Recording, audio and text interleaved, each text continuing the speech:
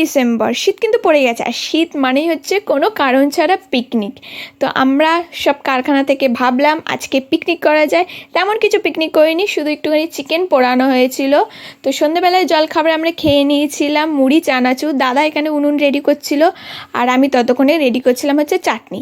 চাটনি ready করতে আমি এখানে নিয়েছি ধনেপাতা, 4টে কাঁচা লঙ্কা, সামান্য রসুন, সামান্য আদা, স্বাদ মতো নুন, একটু চিনি, ব্যাস, আর একটু লেবু। তারপর এটাকে গ্রাইন্ড করে নিন, ব্যাস আপনার চাটনি রেডি। তো চাটনি রেডি হয়ে যাওয়ার পর আমি এখানে চিকেনগুলো একের পর এক সাজিয়ে নিচ্ছিলাম।